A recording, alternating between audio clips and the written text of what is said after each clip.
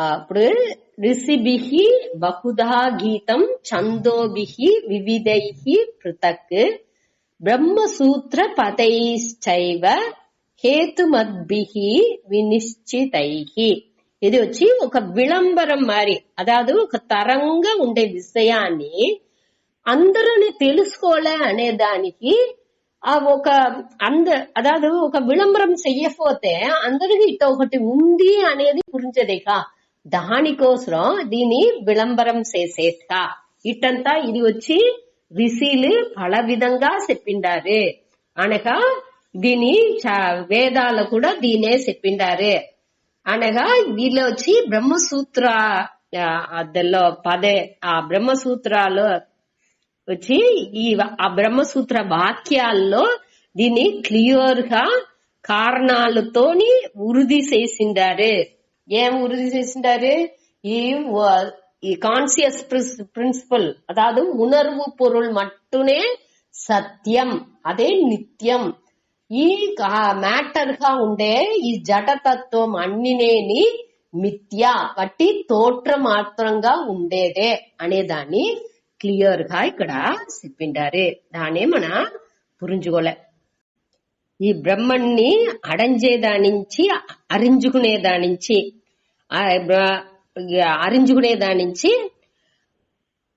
దాని వచ్చి మన పడిలు అట అని చెప్పేము. అదావదు ఈ సూత్రాల మూల్యంగానే మనం వచ్చి ఈ బ్రహ్మణ్ణి అరించుకుంటున్నాము. దాన్ని అడంజేము అంటే ఏమి, దాన్ని ఉణర్ந்துకుంటున్నాము. దాని నుంచి దీని వచ్చి పదాని అంటే పడిகள் అట అనేసి, పదాని అంటే వాక్యంగల్ అట అనేసి ఒక అర్థం ఉంది. ఇంకోటి వచ్చి పడిలు ఆ స్టెప్స్ అనే అర్థాలోని మన ఎత్తుకోవచ్చు. సరే, ఇదే ఈ 4வது శ్లోకానుடைய అర్థం. ఈ ఋషిభిః అంటే ఋషులు వశిష్ఠర్, వ్యాసర్ అట పల ఋషులు వచ్చి దీన్ని ఇతిహాసాలు పురాణాలు దిల్లోంతాని స్మృతి మూలంగా మనకు దీన్ని ఉపదేశం చేసిండారు.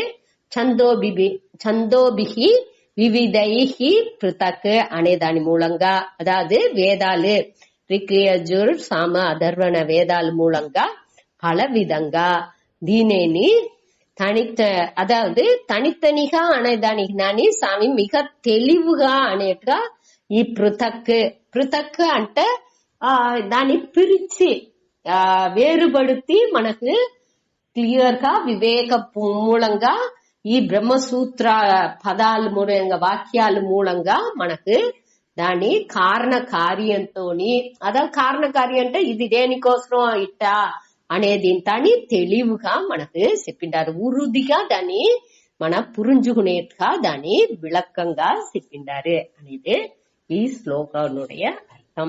ఇటా చెప్పి దీని ఈ మహిమని, ఈ ஞானம் ఇట్టివింటిది అందరూ దీని ఎట్టా పోట్రి పాదుగా తిండారు, ఎట్టా చెప్పిండారు అనేదాన్ని చెప్పారు. அடுத்து 5வது శ్లోకం. ఈ 5, 6 శ్లోకాలో క్షేత్రం అనే దాన్ని పற்றி ఇంకా విరివుగా చెప్పిండారు. అదాదు వద్ద విరివుగా లేదు, దీనేని మన 7வது అధ్యాయాలోని చూసిందాము. అదాదు అపరా ప్రకృతి అనేదిలో 24 తత్వాలు పற்றி చెప్పినారు. అదే శ్లోకనే ఇక్కడ కొంచెం వ్యత్యాసంగా ఉంది అంతే. 7வது అధ్యాయంలో అనేకంగా 3வது శ్లోకం 4வது శ్లోకం. భూమి రాపో నలో వాయు కం మనో బుద్ధిరేవచ అహంకార ఇతీయం మే భిన్నా ప్రకృతి రష్టదా అట అనేసి 4வது శ్లోకాల్లో ఆ ఈశ్వర స్వరూపాన్ని పற்றி మన చూసాము, అపరా ప్రకృతిని పற்றி.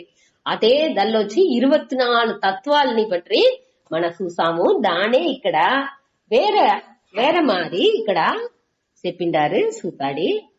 మహాభూతాన్యహంకారః బుద్ధిరవ్యక్తమేవ చ ఇంద్రియాణి దశైకంచ పంచేంద్రియ గోచరాః.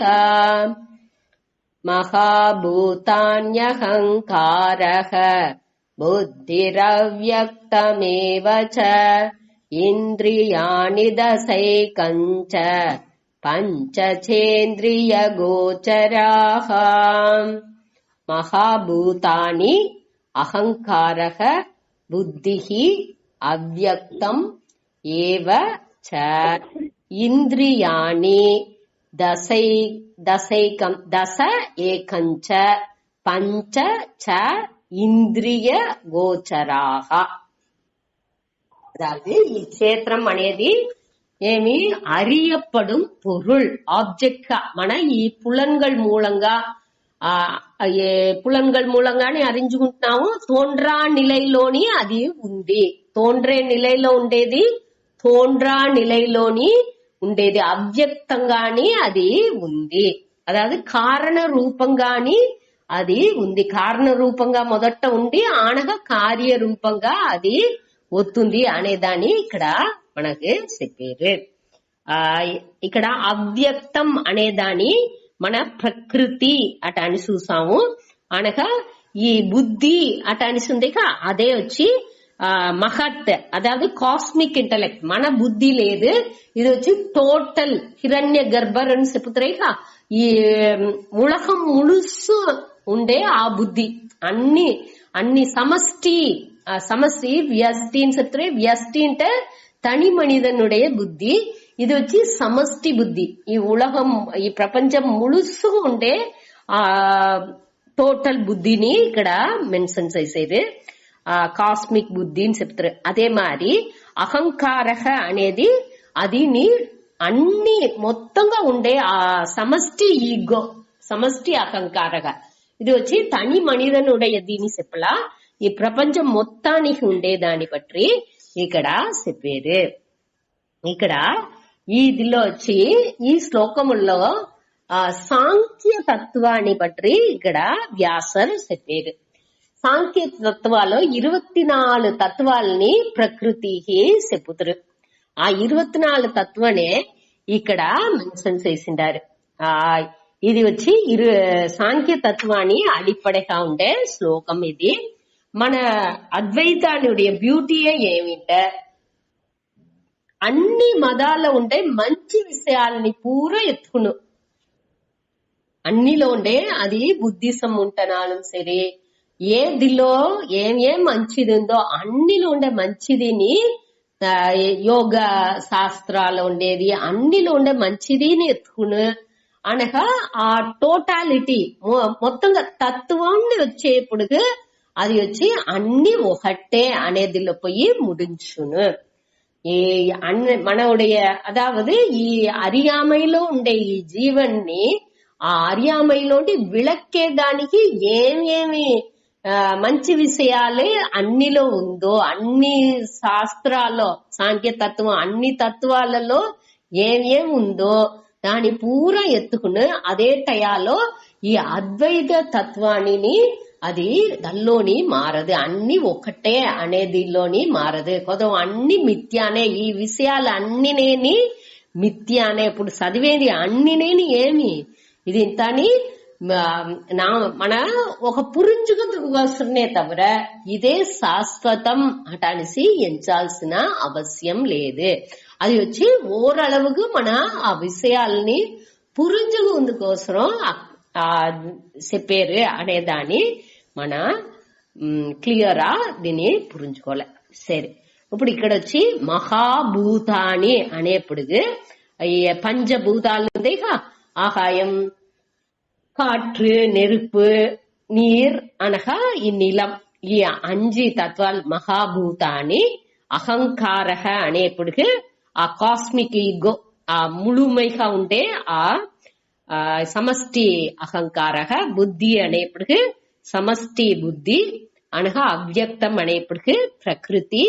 ఇది అన్ని అనగా ఇంద్రియాని దశైకం. 10 ఇంద్రియాలు అనేప్పటికీ కర్మేంద్రియాలు జ్ఞానేంద్రియాలు 10 అనగా చ పంచ చ ఇంద్రియ గోచరాహ అనేప్పటికీ అనగా దశ ఏకం ఛాన్స్ ఒక ఏకం ఉందిగా దాని వచ్చి మనస్సును ఎత్తుకోలే. ఏకం అనేప్పుడు ఈ 10 ఇంద్రియాలని దేని అడిపడిగా పెట్టుకు పని చేస్తుంది? ఈ మనస్సుని ఆ ప్రధానంగా పెట్టుకే అన్ని ఇంద్రియాలని పనిచేస్తుంది. దానిని ఇక్కడ ఎత్తుకోలే. அடுத்து 5 இந்திரிய கோச்சராக అనేప్పుడు ఈ మెటీరియలిస్టిక్ వరల్డ్ ఈ సూక్ష్మ అన్ని ఇంద్రియ గోచరాக అంటే ఈ తన్మాత్రలు అంటారుగా, ఒళి ఓసై ఊరు అట అనేసి ఆ 5 ఉందేగా, 5 పులన్ విషయాలు, ఆ విషయాలనుடைய తత్వంగా ఉండే ఆ 5ని ఇక్కడ ఎత్తుకోలే. అట అనేప్పుడు ఇక్కడ మొత్తం ఎన్ని ఉంది సుండా? పంచ మహాభూతాని అనేప్పుడు అది ఒక 5, అహంకారం 6, బుద్ధి 7, 7 ஆனா அவ்யக்தம் 8 అనగా ఇంద్రియాన్ని 10, ఇది 18 అనగా మనస్సు 19 అనగా ఒక 5 అనేప్పుడు ఆ తన్మాత్ரை పంచ తన్మాత్రలు అనేప్పుడు అది ఒక 5 24, మొత్తం 24 తత్వాలు. ఇదే సాంఖ్యరుடைய 24 తత్వాలు. ఈ తత్వాలు అన్ని సేరింది. ఇది అన్ని నేను ఏమి? ఇది అన్ని నేని క్షేత్రనే, ఇది అన్ని నేని మిథ్యానే అట అనేసి ఇక్కడ చెప్పారు. ఇక్కడ ఈ మన క్షేత్రం అంటే వట్టి శరీరం మట్టు లేదు, ఈ ప్రపంచం మొత్తనేని క్షేత్రనే, ఇది అన్ని నేని జడతత్వనే అట అనేసి ఇక్కడ చెప్పారు. యాక్చువల్ ఆ జడతత్వం అనేది మ్యాటర్ ఎనర్జీ అట అనేసి రెండుగా మన பிரிச்சாச்சு. அதாவது 2 அவஸ்தையிலோ ఈ జడతత్వం ఉంది. ఒకటి వచ్చి తోండ్రే నిలైలో వ్యక్త అవస్థ అట అని చెప్తారు. వ్యక్త అంటే తోండ్రే నిలైలో, తోండ్రియ నిలైలో ఉంది. ఇంకొకటి అవ్యక్త అవస్థ.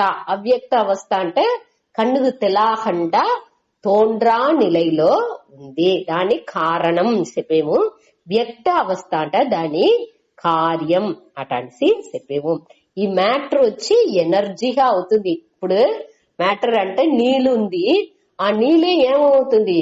ఆవి, నీరావిగా అయ్యేప్పుడు అది ఎనర్జీగా అవుతుంది, అవ్యక్త నిలైకి పోతుంది. తిరిగి అది ఇంకోతర సర్కిల్ అవి తిరిగి ఎనర్జీ మ్యాటర్ నుంచి మారుకుంటా ఉంది. దీనే ఇక్కడ ఆ వ్యక్త అవస్థ అవ్యక్త అవస్థ అటాన్సి రెండుగా చెప్పారు. ఈ అవ్యక్త అవస్థనే మాయా అటాన్సి మన చెప్పేము. దానే ప్రకృతి అటాన్సి కూడా చెప్పుతారు. ఈ ప్రకృతిని పట్టి మనం ఇంకోతర ఈ దీని அடுத்து ఇంకా ఒక 4-5 శ్లోకం పడక మన యాక్చువల్ జ్ఞేయం అనేది ఇంకా చెప్పి ముడిచిన 19వ శ్లోకాల్లో ఈ ప్రకృతిని పట్టి చెప్పబోయేది. అక్కడ వచ్చి అవ్యక్తం అనే యాంగిల్లో, అదావదు మాయా అనే దాన్ని పట్టి అక్కడ విరివిగా చెప్పబోయారు. వ్యక్త అవస్థ అనేది కార్యం, దాని ఇక్కడ అదావదు ఈ ప్రకృతిలోని మహత్ తత్వం వచ్చును. అదే మన ఇక్కడ బుద్ధిని చెప్పేము.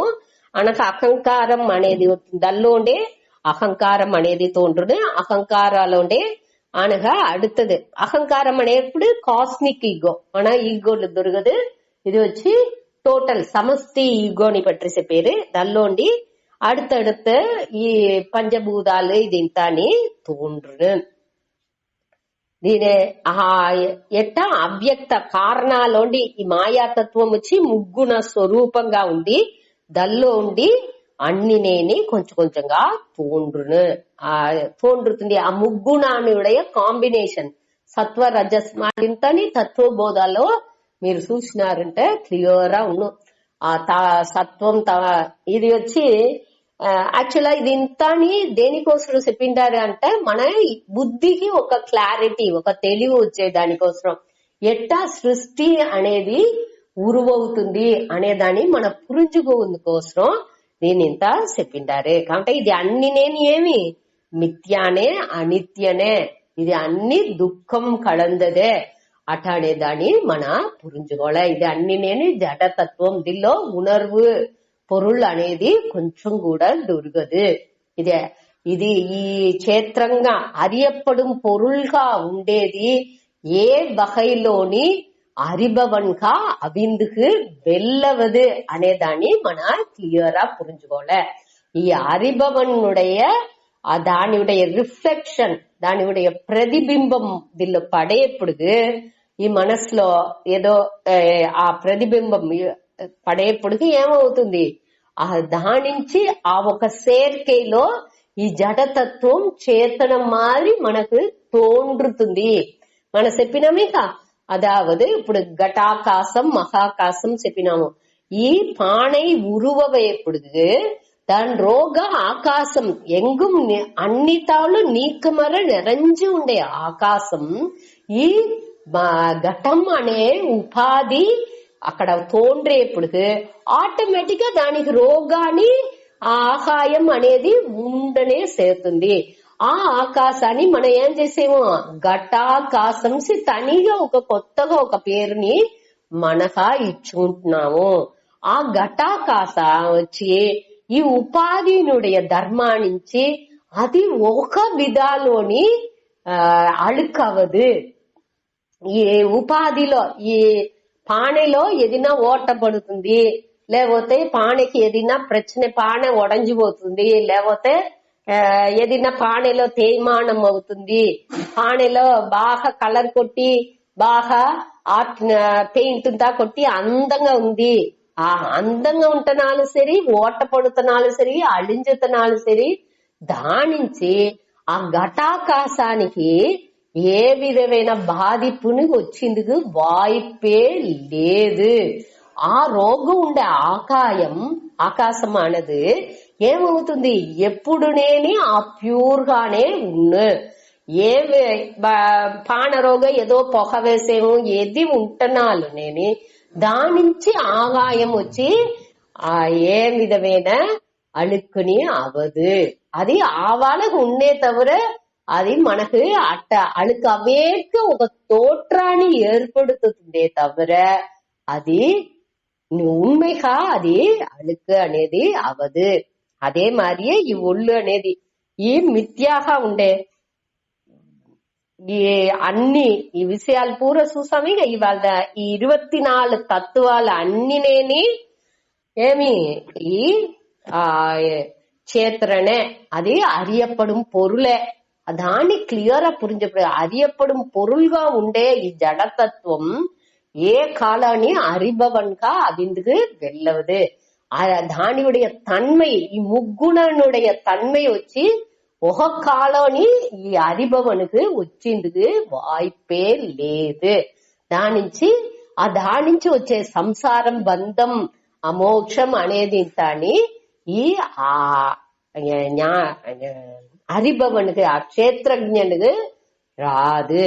అది ఎప్పుడు నేని సచ్చిత్ ఆనంద స్వరూపంగా సత్యంగా నిత్యంగా ఎప్పుడు ఉన్ను అనేదాన్ని పురించుకుందిగే ఈ దీని పూరా చెప్పారు.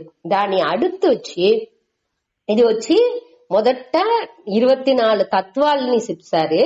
అనగా ఆ గుణాలని పట్టి ఇరుపిడాని గుణాలని అన్ని నేను ఇప్పుడు నేను చెప్పుకొచ్చినానిగా ఆ గుణాలు అన్నిని ఆ క్షేత్రజ్ఞానికి రాదు అనేదాన్ని ఇప్పుడు మన లైట్ గా చూసాము. దాని 6 శ్లోకాలు కూడా దాని విరివిగా చెప్పారు. దాన్ని మన అడుతు చూతాడు. మనకు తెలుసుకోవాల్సింది ఈ రెండు ఉடைய அறிபவன் அறியப்படும் பொருள் అనేప్పుడు ఆ సబ్జెక్ట్ ఆబ్జెక్ట్ అనేప్పుడు ఈ அறிபவన్ని ఎప్పుడు నేను அறியப்படும் பொருள் వచ్చి ఏ విధాలోని దాన్ని తాకిందుగో ఏ అழுக்கு పడుతుందిగో లేకపోతే దీనియుடைய తన్மை ఇప్పుడు నాకు ఒంటో ఏదో ప్రాబ్లం ఉంది అంటే లేకపోతే నా మనసులో ఏదో దుఃఖం ఉంది అంటే ఆ దుఃఖం అరించుకునే నన్ను ఏ విధాలోని బాధించదు.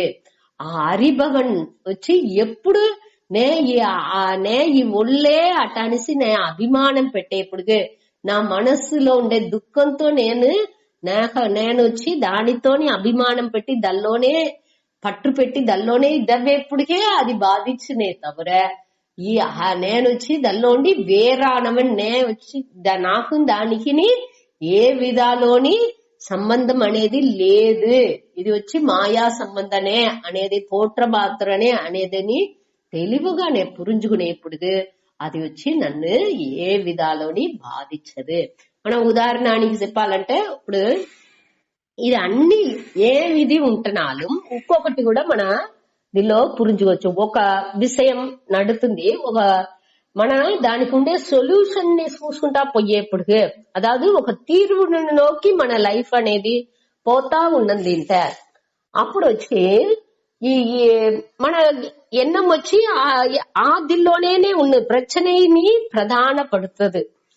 మన పక్వం మనసు పక్వం అవంగా ఆ తీరు మట్టునే ఇది ఇదింటే ఇది చెయ్యాలా, ఇదింటే ఇది చెయ్యాలా అటనేసి అటనే పోతా ఉన్నాయి తవర అయ్యో ఇట్ట నడిచిపోయిందే అనే ఆ ఎన్నం వచ్చింది వాய்ப்பு లేదు. పక్వం అవంగా దాని తగ్గట్టు మనసుని ఆదినే ఎంచుకుంటా పోను. ఇరంద కాలానియో వరంగాలానే పట్టి తొంగుకుంటా ఉండదు. ఎప్పుడు అభిమానం ఉందో అయ్యో నాకు పోయిందే, నా ఇది ఇట్ట అవిసిందే, నా ఇది ఇట్ట అలించిపోయిందే అటని ఎంచేపటికే అక్కడ ప్రచనే అనేది వచ్చినే తవర దానింతని మన అదింత ఒక మ్యాటరే లేదు అనే ఆ పక్వం మన మనసుకు వచ్చేప్పుడుగా అది ఎప్పుడు వచ్చును ఈ కర్మయోగం ఇదింతా చేసేప్పుడుగా ఆ తకుదిలాని మన వెళత్తుకునేప్పుడు దాన్ని మన మనసు ఎత్తుకొచ్చుకునేప్పుడు ఇది మనకు తెలివిగా పురించేందుకు ఆరంభించును. దీని పట్టియే మన ఇంకా அடுத்தடுத்த శ్లోకాలలో దీనియే తెలివిగా చూడపోయాం. చూతాడి அடுத்தదిలో ఓం పూర్ణమదః పూర్ణమిదం పూర్ణాత్ పూర్ణముదచ్యతే పూర్ణస్య పూర్ణమాదాయ పూర్ణమేవావశిష్యతే. ఓం శాంతి శాంతి శాంతి. ఓం శ్రీ గురుభ్యో నమః. ఓం